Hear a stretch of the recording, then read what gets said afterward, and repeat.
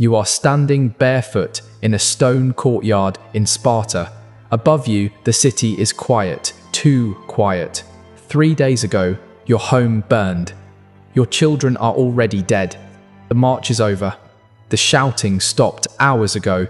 Now comes something worse. 31 women stand beside you in perfect rows, not chained, not guarded closely, counted. A man approaches from the far end of the courtyard. He does not introduce himself. He doesn't need to.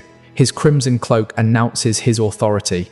When he speaks, his voice is dry, stripped bare, his Greek sharp enough to cut words down to bone. You are no longer Athenians, he says. You are no longer wives. Everything you were is finished. Each sentence lands with the precision of a blow that leaves no visible bruise. Melina does not move. She has already learned that movement attracts attention, and in Sparta, attention is never a gift. They now belong to the state, not as common slaves. Slaves serve with their hands.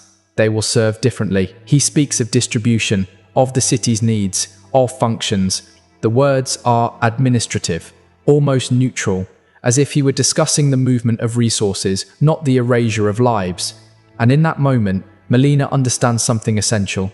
The true horror is not immediate violence. It is the system that replaces it. A mechanism that requires no anger, no sadism. Rules are enough. Records are enough. Decisions made far from the faces of those who suffer them are enough. Sparta does not scream. Sparta classifies. The man turns and walks away without waiting for acknowledgement. The silence thickens. The Spartan women step forward and begin separating the group with calm efficiency. Melina feels herself crossing an invisible threshold, not into chaos, but into something far worse. A machine that already knows what to do with her. No voices are raised. They don't need to be. Their gestures are brief and exact, like signals memorized long ago. The women are divided into equal groups, 8 in each, and led toward different buildings lining the courtyard. Melina walks with her eyes lowered, counting her steps, forcing her thoughts into order. In Sparta, she senses that thinking too much is a dangerous luxury. The building they lead her into is austere, built of bare stone with no ornament, no symbol. Inside, the air is cool. It smells faintly of clean water. There are no chains, no screams. That absence unsettles her more than either would have. A woman waits beside a stone table and a vessel. Her face shows neither curiosity nor rejection, only function. When she speaks, her tone is neither kind nor hostile. It is the voice of someone who has repeated the same task too many times to retain emotion. Melina understands without being told. She must comply before being asked. She has already seen how this place works. Here, resistance does not halt the process. It only slows it and makes it more uncomfortable. She answers each question in a steady voice, as if every response buys a few seconds of calm. The woman marks symbols onto a wax tablet. She does not explain their meaning. She does not need to. In Sparta, knowledge belongs to those who govern, not to those who are governed. When it is finished, Melina is led to a shared room. Other women sit in silence. Some stare at the floor. Others study the walls, as if searching for cracks that do not exist. No one speaks. Silence becomes a shared language, a form of protection. That night, food and water are brought. Enough. Carefully measured. Melina notices the precision and understands something more about the system enclosing her. This is not careless cruelty. It is selective care. What is useful is preserved. Everything else is expendable. Sparta does not waste resources, and now she is one of them. As she lies awake on the hard bed, memories intrude uninvited. The smell of smoke clinging to her hair, ash still on her tongue as if the fire followed her. 72 hours ago, she was the wife of Hippocrates, the Athenian strategist at Diala, mistress of an orderly household, mother of 2 children who now exist only as an unbearable absence. That life feels distant, as if it belonged to someone else. Here, her name barely matters. What matters is what she represents, what she can offer, what she can produce. She remembers the stories Athens told about Sparta, exaggerations meant to explain their enemy's strangeness. stories that no longer seem exaggerated, not because everything here is brutal, but because everything is inevitable. Every step was decided before she ever took it. In that silent space, Melina realizes she has entered a city that does not improvise destinies. At dawn, Melina wakes before anyone calls for her. She hasn't truly slept. Her body remained tense, alert, as if it learned in a single night that complete rest is a risk. Light enters through a narrow opening high in the wall. It offers no view of the outside. Sparta offers no views, only functions. The women are led out again, one by one, into rooms identical to the night before. In Melina's room, there is a stone table, a vessel of clear water, a low bench. The older woman returns, this time accompanied by a younger one. There is no hurry. There is no pause. Everything unfolds with the calm precision of a ritual repeated for generations. And whatever comes next has already been decided. The questions continue. They are not inquisitive. They are technical. Data is recorded. Cycles are noted. Backgrounds are reduced to silent numbers. Melina answers without protest.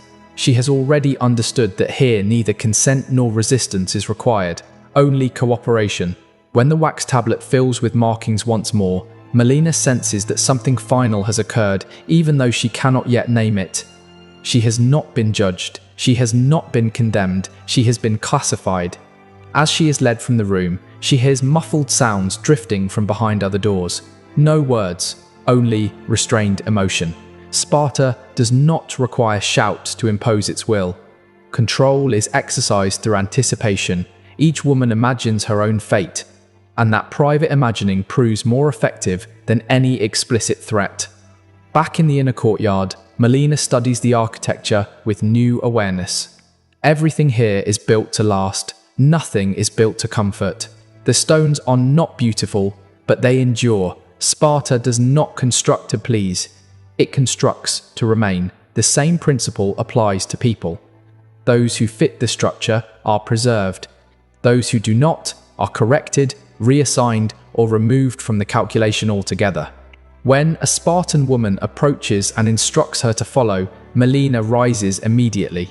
She has already learned the most important rule of this place. Those who hesitate are lost. As she walks, she makes a decision so small it barely registers as thought. Sparta may control her body, her time, her immediate future, but it will not fully control her mind. That fragile decision, barely formed, barely named, becomes her first act of resistance. To understand what is about to happen to Melina, it is necessary to step backward in time.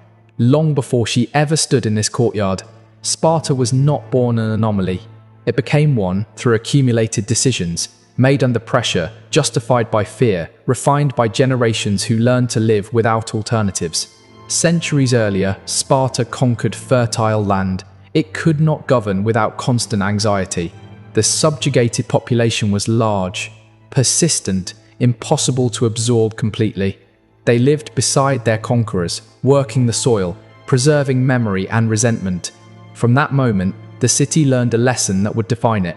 Survival would depend on control, not consensus, not persuasion, control. This need reshaped every aspect of Spartan life. Childhood ceased to be a space of protection and became a phase of preparation. Family yielded to the collective. Affection became a liability. Anything that did not reinforce dominance was reduced or removed. The body ceased to belong to the individual. It became a resource managed by the city, not through personal malice, but through systemic coherence. Over time, that coherence was praised as virtue. Spartans learned not to doubt, not to question, not to require explanation. Doubt was seen as a crack through which chaos could enter. Critical thinking was replaced by ritual. Ritual hardened into habit. And when a practice becomes habit, it stops appearing cruel. It simply is. Melina, seated now on a stone bench, becomes the result of this logic. She is not hated. She is not punished for being an enemy. She is absorbed into an ancient calculation, one that determines who serves, how they serve, and for how long. Melina does not yet understand every detail of this system, but she feels its weight in the way she is watched, in the precision with which she is moved. In the total absence of explanation, the training Sparta imposed on its children sought more than strong bodies. It sought unwavering minds. From early childhood, obedience was taught without question, endurance without complaint. This was not punishment, it was conditioning. Every deprivation, every test was designed to erase a specific response. Over time, this produced men who required no explicit orders. They knew what was expected because the system had replaced morality itself. They no longer distinguished between permitted and forbidden. They distinguished between useful and useless. Everything else was noise. And in the shadow of this training existed a final stage, reserved for those who had already proven they could act without internal restraint. It was never discussed openly, only hinted at through euphemism, as if naming it directly might fracture the order it upheld. A space where obedience was perfected, where actions occurred without witnesses, without questions. Melina does not know its details, but she senses its presence like pressure in the air. The women whisper at night, fragments of stories, unconfirmed accounts. In Sparta, fear rarely requires proof. Possibility is enough. From the outside, Sparta appears calm, disciplined, ordered. But beneath that surface, tension never dissipates. It accumulates. The city endures because everyone accepts their role. Melina understands that the men raised in this environment are not individual monsters. They are the logical outcome of a system that eliminated doubt as a survival instinct. They have learned to sever feeling from action, to act without reflection, to obey without question. And it is these men who decide the fate of those who fall into Sparta's hands, not out of hatred, not for